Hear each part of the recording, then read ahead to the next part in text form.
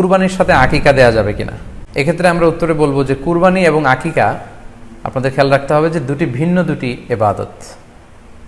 প্রথম কথা হচ্ছে এবাদত ভিন্ন দুটি এবাদত। কারণ কুরবানি এটা বছরের একটা নির্ধারিত সময়, জিলহজের 10 তারিখে এবং তারপরে আরো 2 দিন বা 3 দিন, এই সময়গুলোতে আপনি কুরবানি করতে পারবেন। তাহলে এটা হজের মৌসুমে জিলহজ মাসে করতে হয় কুরবানি। কিন্তু আকিকা কিন্তু এরকম না, আকিকাটা যে কোনো মাসে হতে পারে।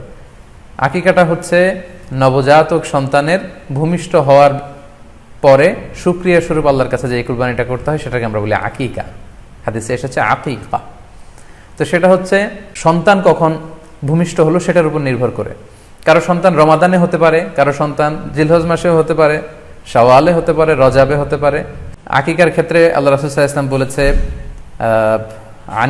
আনিল গুলামি শাতান ওয়া আনিল জারিয়াতি শাত, অর্থাৎ ছেলে হলে 2টি ছাগল দিয়ে আকিকা করো এবং যদি মেয়ে হয় তাহলে 1টি ছাগল দিয়ে আকিকা করো।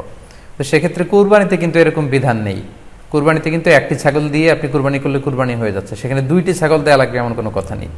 তো এভাবে আমরা বুঝতে পারতেছি, খুবই স্পষ্টত কমন সেন্স খাটালেও আমরা বুঝতে পারতেছি এবং আল্লাহ রাসূল সাল্লাল্লাহু আলাইহি ওয়াসাল্লামের ভাষ্যগুলো অনুসারে আমরা বুঝতে পারছি দুইটা 2 ধরনের ইবাদত। যদিও এই 2 ইবাদতে কিছুটা মিল আছে, কিন্তু দুইটা 2 সময়ের ইবাদত, দুইটা আলাদা 2টি উপলক্ষ, দুইটার আলাদা নির্ধারিত সময় রয়েছে।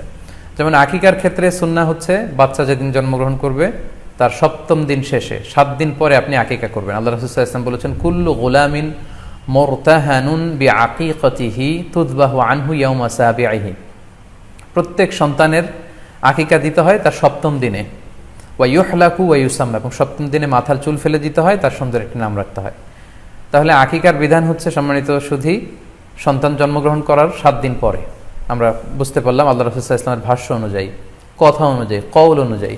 এবার যদি আমরা আল্লাহ রাসূল সাল্লাল্লাহু আলাইহি ওয়াসাল্লামের আমল দেখি, ওনার ব্যক্তিগত আমল কি ছিল, সেক্ষেত্রে সহিহ ইবনে হিব্বানের একটি হাদিস উল্লেখ করব, যেটিকে ইবনে হাজার আল আসকালানি উনি ওনার ফাথুল বারিতে সহিহ হিসেবে উল্লেখ করেছেন। আয়েশা রাদিয়াল্লাহু তাআলা আনহার বর্ণনা, তিনি বলেন যে আক্কা রাসূলুল্লাহ সাল্লাল্লাহু আলাইহি ওয়াসাল্লাম আনিল হাসানি ওয়াল হুসাইনি ইয়াউমা সাবিঈ ওয়া সাম্মাহুমা। আল্লাহ রাসূল সাল্লাল্লাহু আলাইহি ওয়াসাল্লাম নিজে ওনার দৌহিত্র অর্থাৎ ওনার নাতি হাসান এবং হুসাইনের আকিকা নিজে করেছেন 7ম দিনে, এবং 7ম দিনে তাদের নাম রেখেছেন। একজনের নাম রেখেছেন হাসান, আরেকজনের নাম হুসাইন। অর্থাৎ হাসান রাদিয়াল্লাহু আগে জন্মগ্রহণ করেছিলেন, ওনার চেয়ে ছোট ছিল হুসাইন, উনি পরে জন্মগ্রহণ করেছেন। তো ওনাদের জন্মের পরে 7 দিন পরে আল্লাহ রাসূল সাল্লাল্লাহু আলাইহি ওয়াসাল্লাম ওনাদের আকিকা দিয়েছিলেন, এবং 7ম দিনে উনি আকিকাও দিয়েছেন এবং তাদের নামও রেখেছেন। তাহলে আল্লাহ রাসূল সাল্লাল্লাহু আলাইহি ওয়াসাল্লামের কওলি হাদিস, ওনার ভাষ্য মতে আমরা জানলাম উনি বলেছেন 7ম দিনে আকিকা দিতে হয়, এবং ওনার ব্যক্তিগত আমল থেকে আমরা জানতে পারলাম যে উনি ওনার 2 নাতির আকিকা দিয়েছেন 7ম দিনে এবং নাম রেখেছেন। তাহলে এ থেকে আমরা সুস্পষ্ট বুঝতে পারি যে আকিকা দিতে হয় সন্তান জন্মগ্রহণ করার 7 দিন পর, 7ম দিনে।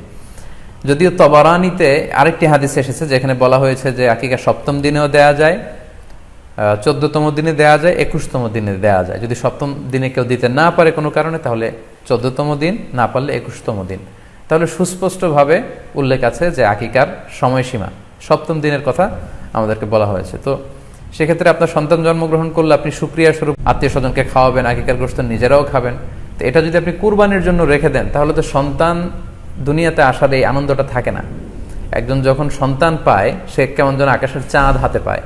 তো তখন তার 7 দিনের মধ্যে যে আনন্দটা থাকে, ওই দিন তার নাম রাখা হবে, আত্মীয় স্বজনরা আসবে, বাচ্চাকে দেখবে, দোয়া করবে, তখন আকিকা করে গোশত নিজে খাবেন, আত্মীয়দের খাওয়াবেন, পাড়া প্রতিবেশীদেরকে দিবেন। এটা হচ্ছে সন্তান ভূমিষ্ঠ হওয়ার উপলক্ষকে কেন্দ্র করে এই আকিকা। সো এটাকে কুরবানির সাথে মিক্স আপ করার কোনোই প্রয়োজন নেই, এবং এক্ষেত্রে সুস্পষ্ট গাইডলাইন হচ্ছে যে 7ম দিনে আকিকাটা দিতে হয়। সো আমরা যেন 7ম দিনে আকিকাটা দেই। তবে হ্যাঁ, এখন প্রশ্ন হচ্ছে 7ম দিনে কেউ দিতে পারেননি, 14তম দিনেও দিতে পারেননি, 21তম দিনেও দিতে পারেননি, হাতে টাকা ছিল না, সামহাও কোনো কারণে মিস করেছেন, তখন আপনি যখন সুযোগ হয় তখন করে দেন। ওই প্রেক্ষাপটে আপনি যদি কুরবানির সময়ও আকিকা দিয়ে দিতে চান, এটা আদায় হয়ে যাবে ইনশাআল্লাহ। আশা করা যায় আদায় হয়ে যাবে, এবং এটা জায়েজ আছে। তবে এটা সুন্নাহ নয়। সুন্নাহ হচ্ছে 7ম দিনে আকিকা দেওয়া। পাশাপাশি গরু দিয়ে, মহিষ দিয়ে, উট দিয়ে আকিকা দেওয়াও কিন্তু সুন্নাহ নয়। আকিকা দেয়া সুন্নাহ হচ্ছে ছাগল দিয়ে। সুন্নাহসম্মত হচ্ছে আকিকা 7ম দিনে দেয়া এবং ছাগল দিয়ে দেয়া। ছেলের ক্ষেত্রে 2টি ছাগল, মেয়ের ক্ষেত্রে 1টি ছাগল। আশা করি কুরবানির সাথে আকিকার প্রসঙ্গটি আপনাদের কাছে ক্লিয়ার হয়েছে।